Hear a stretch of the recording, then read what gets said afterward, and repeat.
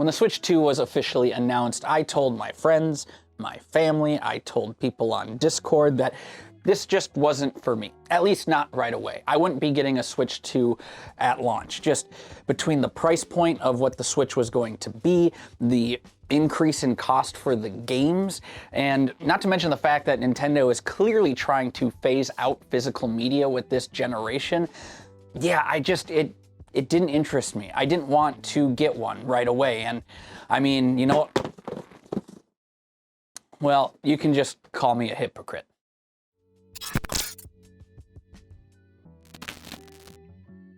So the unboxing experience itself for the Switch 2 is pretty similar to that of the original Switch. You have the Switch tablet itself, which we'll put aside for now. And then we got the Joy-Con, which are vastly improved to the original ones, if you ask me. The size increase is something that I didn't really think that I wanted so much until I had it in my hands. Oh, no, not that. Just come on, you guys, let's do it. Everything about this thing is just an improvement, from the finish on the controller to the slight increase in size of everything on this thing, from the joysticks to the face buttons. Everything just feels really good in the hand. And you can see here that the original Joy-Con, while the same thickness as the new one, is, again, just noticeably smaller. And while that might be fine for kids, for adults with even little baby hands like myself, I really appreciate the new size of these Switch 2 Joy-Con. Now, I did get the bundled version that came with Mario Kart World. Unfortunately, it comes with a digital code, but I guess it's better than having to pay $90 for physical media. Thanks, Nintendo. The Switch 2 obviously comes with an HDMI cable. And then, of course, you have the little wrist strap attachment for the Joy-Con, which also helps with the Joy-Con mouse feature. And it honestly took me a little bit to figure out how to put this thing on, but yeah, similar to the original Joy-Con attachments, you just line up the plus or minus symbol together and it fits just fine. The Switch 2 also has the controller attachment piece, similar to the Switch 1. Honestly, I didn't really notice a huge difference in quality in terms of how it felt ergonomically, other than the fact that with the Joy-Cons being bigger, it just feels a little bit better in the hand as a consequence. And yeah, here I'm just trying to bend it and see if it has any give, and it seems to hold up pretty well. The Switch 2 does come with a power brick and cable that are fortunately disconnectable, so if the cable goes bad, you can just get a new cable instead of a whole new charger. You got the dock here, which is a bit chunkier than the original Switch's dock. It has a charging port, a HDMI port, an Ethernet port, and then 2 side USB ports. And then of course you got the Switch itself, and honestly, I thought people were being a little hyperbolic at first when talking about how satisfying attaching the Joy-Cons to this thing were. But man, they weren't wrong. This is just so much better than the original Switch experience when attaching the Joy-Con. The magnet fits there super snug, and I'm trying to flex it here, you know, as if I got frustrated at a game or something, just to see if it sort of tries disconnecting or having any sort of give. And honestly, it feels really, really secure in the hands, which I was really worried about at first when I saw the initial design, but no, it just is an improvement. It's really great. Okay, so obviously this is a first impressions video. I've only owned the Switch 2 for maybe a total of 8 hours since filming this video, and ultimately I just want to answer the question to myself, do I regret my purchase, and should I have waited a little longer to get the Switch 2? And the answer is a little complicated. You see, this is my Switch OLED, and I got this thing to upgrade my original launch day Switch. And I was really happy with this purchase when I got it. The OLED panel on this thing was a night and day difference compared to the LCD screen that came with the original Switch, and consequently, its increase in battery life just kind of enhanced the gaming experience for the Nintendo Switch. And yeah, it was enough to justify the purchase for me, and I felt satisfied with paying the extra money to get another Switch in sort of a mid-cycle refresh upgrade.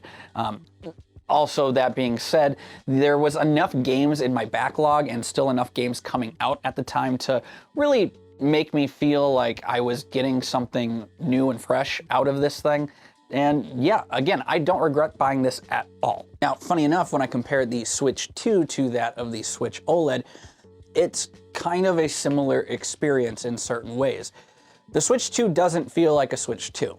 It feels like a Switch Pro. Pretty much in every single way, Nintendo has taken what I liked about the original Switch and improved upon it. Everything from how it feels in the hand to the experience of taking off a Joy-Con and putting it on to the visuals and performance of the games. It checks all the boxes. It does everything that you might want from a Pro model Switch. However, of course, there is no OLED screen on this device, which is pretty damn disappointing, I'm not going to lie. I mean, since I'm talking about the screen is fine. It's about, I would say, on par with that of maybe the PS Portal's LCD screen. It's not stellar by any means, but it's not terrible either. Playing this in a dark room, you really notice the drawbacks that LCD screens have. Even with this being an HDR compatible screen, this just isn't nearly the same experience as playing on something like an OLED panel. But again, everything else with this piece of hardware, it's a really good experience and is a noticeable improvement even from that of the Switch OLED. Now, I've played a few games since owning this for a short period of time, mostly games from my backlog, but I have been playing some Mario Kart World, which in my opinion is a really fun Mario Kart title. I'm not the biggest Mario Kart fan, so I don't personally find that to be a big system seller, but it's a really fun title, and I do think it is an improvement over Mario Kart 8 Deluxe, which is something to be said in and of itself. I think the games look great on both handheld and the TV. The NVIDIA DLSS magic that they got going on with this system is doing a stellar job for what the hardware is. And when playing my backlog on both my OLED and on the Switch 2, you really do notice the uptick in resolution on this handheld system. And even on some games like The Witcher 3, there is a noticeable improvement on performance and frame rate. So with all that being said, I am happy with my purchase.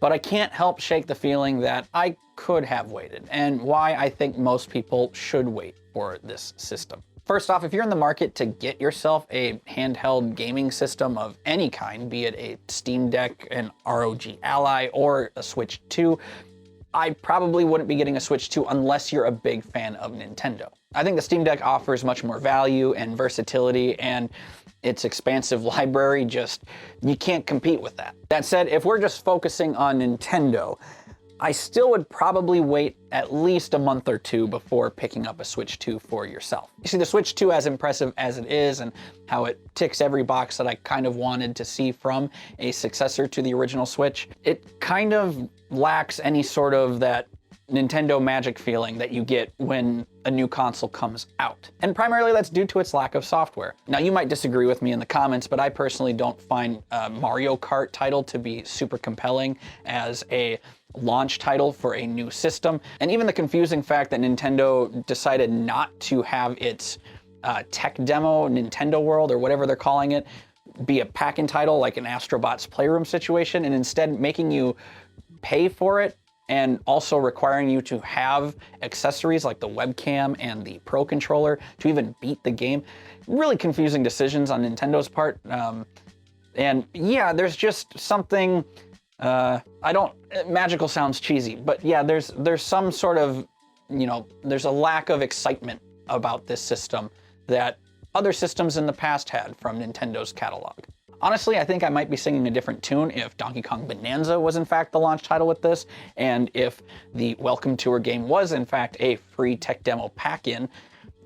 Yeah, I think if they made those choices, I would be feeling a little different. But right now, it's just kind of a upgraded Switch model that I can use to play some of my backlog. So yeah, it's good, but maybe wait a little bit. But yeah, those are just my first impressions of the Switch 2 itself, and I'll definitely be following this up with a more long-term review. And if you have any questions about this system, feel free to ask them in the comments down below, and I'll try to answer as many as I can. And if you disagree with me or have your own opinions on the matter, again, let me know in the comments down below. I always like treating this more as a discussion than as me just rambling at the camera for an incoherent amount of time. But yeah, that's enough rambling out of me. I'm gonna continue to play the Switch 2 some more and, really get after my backlog that's just been just sorely waiting for me to play.